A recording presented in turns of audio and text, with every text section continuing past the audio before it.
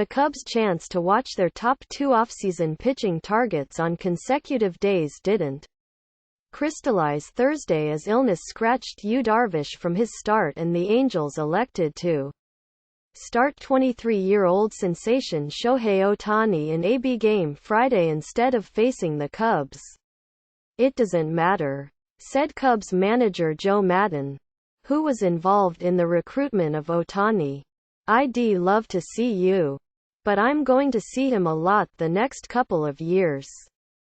Coincidentally, Darvish now will make his Cubs spring debut Tuesday against the Dodgers, his former team at Sloan Park.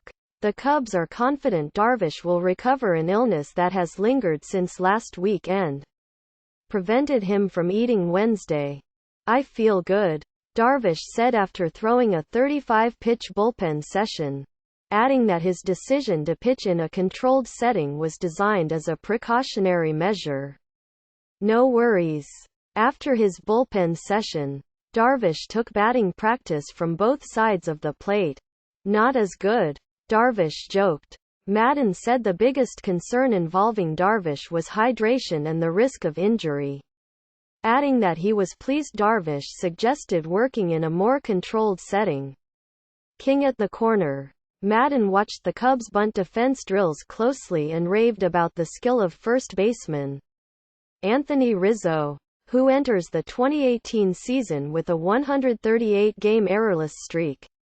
"He makes the infield better," Maddon said. Because of Rizzo's agility, the Cubs often feature Rizzo on bunt defense as he moves as close as 40 feet from home plate while required to wear a fielder's glove. Maddon added it often helps on such plays that the left-handed throwing Rizzo can field and throw quickly to second for potential force plays. "Anthony has a lot of suggestions," Maddon said. "He thinks through it very well."